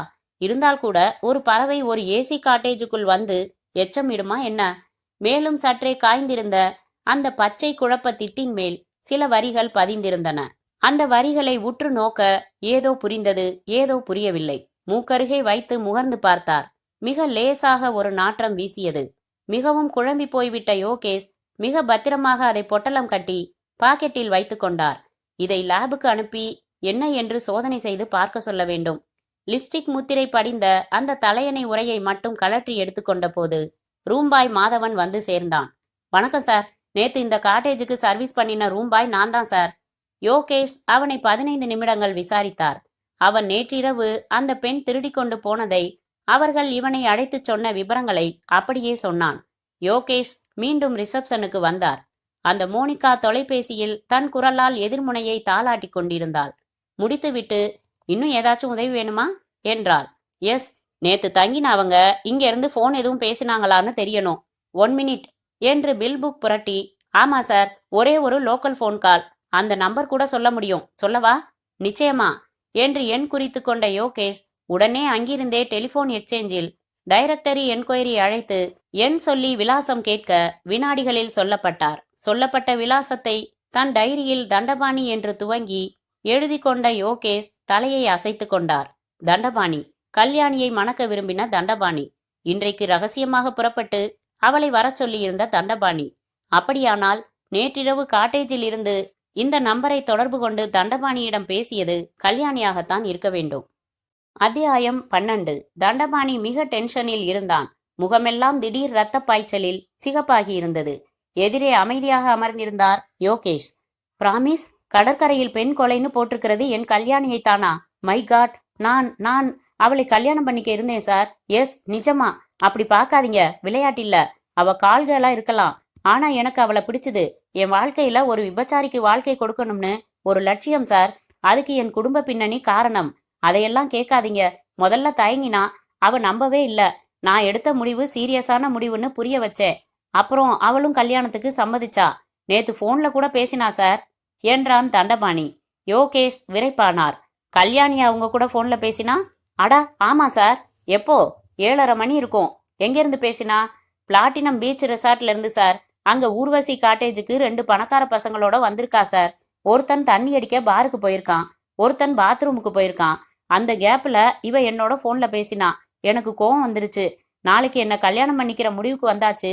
இதுக்கப்புறமும் இதே தொழில தொடரணுமா? எனக்கு சங்கடமா இருக்காதான்னு கேட்டேன். அவ என்ன சொன்னா?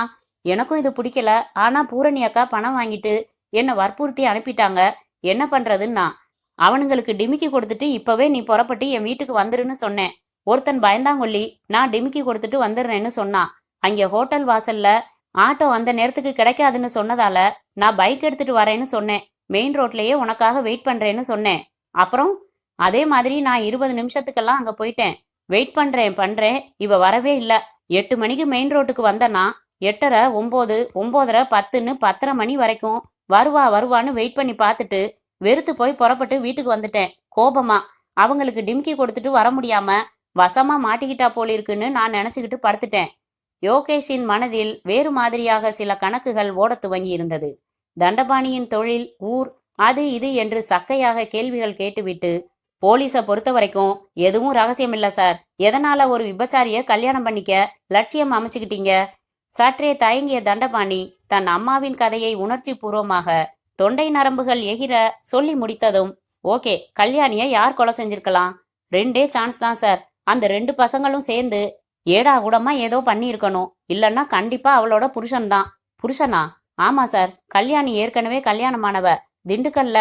அதெல்லாம் தெரியும், விசாரிச்சுட்டேன். அந்த புருஷன் யாருன்னு உங்களுக்கு தெரியுமா? தெரியும், சொல்லியிருக்கா. சௌரின்னு பேரு. இவ டைலரோட மெட்ராஸுக்கு ஓடி வந்ததால அவனுக்கு எக்கச்சக்கமான கோபமா இவ மேல. இவளை எப்போ எங்க பார்த்தாலும் கொலை செஞ்சிடுவேன்னு ஊர் பூரா சொல்லிக்கிட்டு திரியறானா. அதையெல்லாம் சொல்லிட்டு இந்த நிலைமையில எனக்கு இனிமே கல்யாணம் வேணுமான்னு கேட்டா. நான் தைரியம் சொன்னேன். அந்த சௌரியோட அட்ரஸ் சொன்னாலா? அட்ரஸ் சொல்லல. திண்டுக்கல்ல எஸ்ஜேஎஸ் சவுண்டு சர்வீஸ்னு ஒரு கடை இருக்கான். அந்த கடைக்கு பின்னால சதா சீட்டாடிக்கிட்டு இருப்பான்னு சொன்னான். யோகேஷ் சற்றே அலுப்புடன் எழுந்து கொண்டார். இந்த கேஸ் செம்ம சுத்தலில் விடுகிறதே. தன்னிடம் சொல்லாமல் வெளியூர் எதுவும் போகக்கூடாது என்று சொல்லிவிட்டு புறப்பட்டார். சார், திண்டுக்கல் போலீஸ் ஸ்டேஷன்ல இருந்து போன் என்று ஏட்டு கொடுத்ததும் அவசரமாக ரிசீவரை வாங்கி கொண்டார் யோகேஷ். ஹலோ, நான் இன்ஸ்பெக்டர் யோகேஷ். வணக்கம் சார். நீங்க சொன்ன விபரங்களை வச்சு இங்க விசாரிச்சோம். தன் பொண்டாட்டிய தீத்திடுற வேகத்தோட சௌரி புறப்பட்டு மெட்ராஸுக்கு தான் வந்திருக்கானா. அங்கே சிந்தாதிரிப்பேட்டையில மனோகர் லாட்ஜில் விசாரிச்சு பாருங்க. இங்க வந்தா நாங்க பிடிச்சு வச்சுக்கிட்டு தகவல் சொல்றோம். Thank you sir. யோகேஷ் உடனே கான்ஸ்டபிள்களுடன் ஜீப்பில் புறப்பட்டார். சிந்தாதிரிப்பேட்டை மனோகர் லாட்ஜ். மேனேஜர் உடனே அறை என் சொல்ல சென்று தட்டியதும் தூங்கிய முகத்துடன் கதவை திறந்த சௌரியை உடனே சட்டையை பிடித்து அரைந்தார் யோகேஷ். ராஸ்கல், கூலா ஒரு கொலையை செஞ்சுட்டு தூங்கிட்டு இருக்கியா? சொகுசா? நடரா ஸ்டேஷனுக்கு. சௌரி மிரண்டான், பதறினான். ஐயா, கொலையா? நானா? என்னையா சொல்றீங்க நீங்க? நேத்து ராத்திரி உன் பொண்டாட்டி கல்யாணிய நீ கொலை செய்யல? சொல்டா, பேத்துடுவேன். விரல்ல ஒரு நகம் கூட தங்காது. சொல்லு. ஒண்ணுமே புரியல. கல்யாணிய யாரோ கொலை செஞ்சிட்டாங்களா? யாரவன்? சொல்லுங்கய்யா. பூமாலை வாங்கி போடணும். என்னால முடியாததை செஞ்சவனை பாராட்ட வேணாமா? நடிக்கிறியா? அவன் வயிற்றில் குத்து விட்டார். விட்ட குத்தில் இடுப்பில் செருகி வைத்திருந்த கத்தி கீழே விழுந்தது. ஐயா, என்ன அடிக்காதீங்க. கல்யாணிய கொலை செய்யணும்னு தான் நான் புறப்பட்டு வந்தேன். அவ எந்த வீட்டுல இருக்கான்னு தெரிஞ்சுக்கிட்டேன். அவளை பார்க்க போனேன். நான் போனப்போ அவ 2 பணக்கார பசங்களுக்கு புக் ஆகி அப்பதான் அவங்களோட கார்ல ஏறி புறப்பட்டா. அப்புறம் நான் உடனே ஒரு ஆட்டோ பிடிச்சுக்கிட்டு அந்த காரை விடாம துரத்திக்கிட்டு போக சொன்னேன். ஆனா என்னாச்சு? ஒரு சிக்னல்ல அந்த கார் எந்த திசையில போச்சுன்னு கூட தெரியல.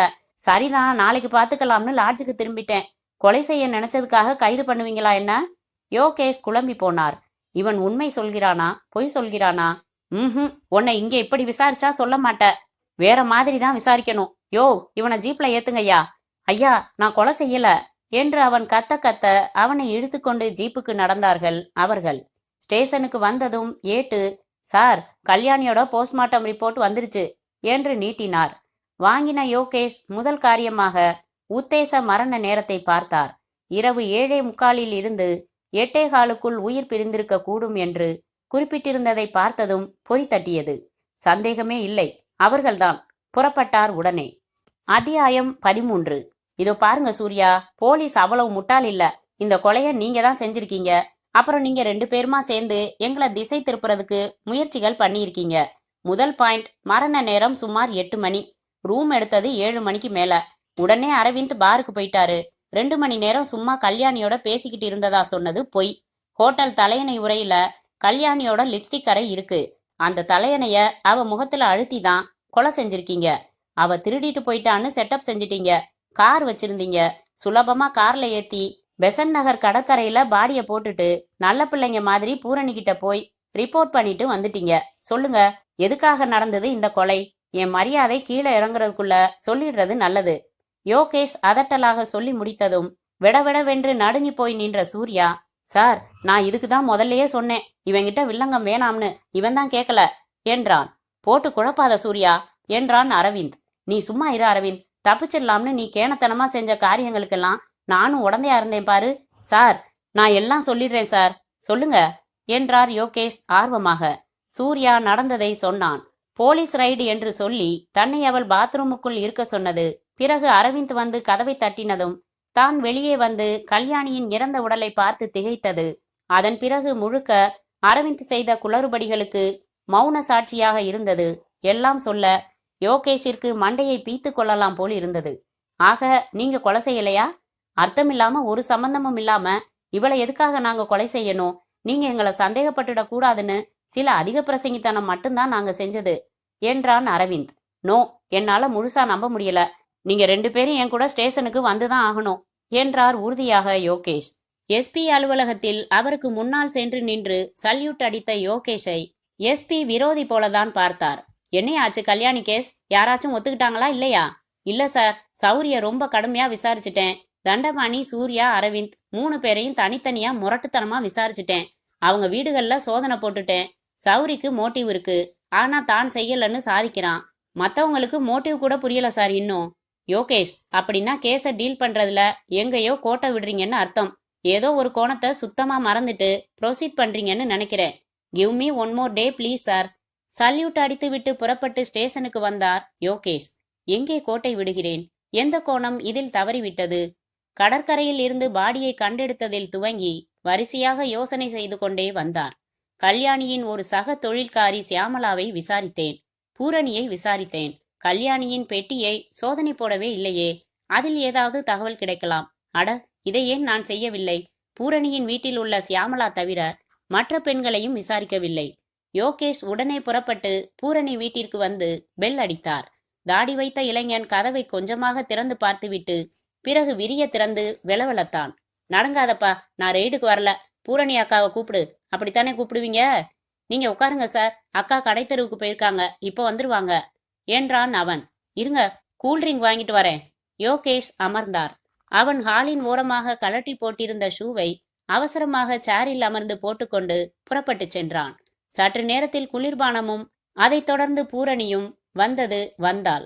கல்யாணியின் சூட்கேஸையும் மற்ற அவளுக்கு சொந்தமான பொருள்களையும் அலசிவிட்டு மற்ற பெண்களை விசாரித்துவிட்டு ஏமாற்றத்துடன் புறப்பட்டு ஸ்டேஷன் வந்தார் யோகேஷ். ஒலித்த போனை எடுத்தார். சார், நான் கிரிதர் பேசுறேன். லேபுக்கு அனுப்பி என்னன்னு கண்டுபிடிக்க சொல்லியிருந்தீங்களே, அதை கண்டுபிடிச்சாச்சு. சொல்லுங்க Giridhar, I am waiting for your result. அது சரி, எதைத்தான் எங்களுக்கு அனுப்புறதுன்னு இல்லையா சார்? ஏன், என்னாச்சு? நீங்க அனுப்பிச்ச பச்சை வஸ்து கொஞ்சம் காஞ்சு போயிருந்த சாதாரண மாட்டுச்சாணி சார் என்று கிரிதர் மேலும் விவரங்கள் சொல்ல யோகேஷின் கண்கள் பிரகாசமாயின. கடைசியா ஒரு யூகம் கிடைச்சிருக்கு. தேங்க்ஸ் கிரிதர் என்று போனை வைத்த வினாடியை புறப்பட்டார் யோகேஷ். பூரணி வீட்டில் இருந்த தாடி இளைஞனுக்கு உதடு கிழிந்து ரத்தம் வழிந்தது. மேலும் அடிவாங்க சக்தியற்று போய் இரு கைகளையும் உயர்த்தி சேவித்து, அடிக்காதீங்க சார், நான் செத்துருவேன். நான் தான் கல்யாணிய கொலை செஞ்சேன் என்றான். சொல்லு, எதுக்காக? அவனை உலுக்கினார் யோகேஷ். பூரணி அக்கா தான் கொலை செய்ய சொன்னாங்க.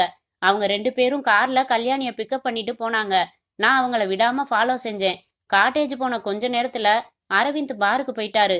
நான் பாத்ரூம் வழியா காட்டேஜுக்குள்ள நுழையிறதுக்கு வெண்டிலேட்டர் கிளாஸை கலட்ட முயற்சி செஞ்சப்போ பாத்ரூமுக்குள்ள சூர்யா வந்து கதவை சாத்திக்கிட்டத பார்த்தேன். அதனால இப்போ கல்யாணி மட்டும்தான் தனியா இருப்பான்னு நேரா மெயின் வாசல் கதவையே தட்டினேன். அவளே திறந்தா.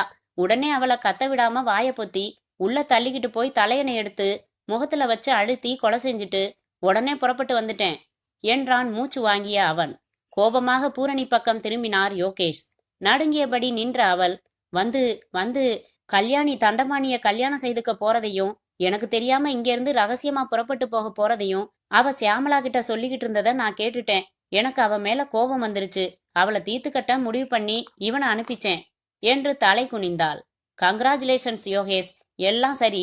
அவன் தானே எப்படி பின் பாயிண்ட் செஞ்சீங்க என்றார் எஸ்பி. சொன்னா கொஞ்சம் கேவலமா இருக்கும் சார். காட்டேஜ்ல கொஞ்சம் சாணி துணுக்கு கிடந்துச்சு சார். அது மேல ஷூவோட பாதவரி அச்சுக்கள். பூரணி வீட்டுக்கு போகும்போது அந்த கொலைகாரனோட ஷூவிலையும் காஞ்சு போய் ஒட்டியிருந்த சாணியை பார்த்தேன். அது எனக்கு ஸ்ட்ரைக் ஆனுச்சு, அவ்வளவுதான் என்றார். முற்றும்.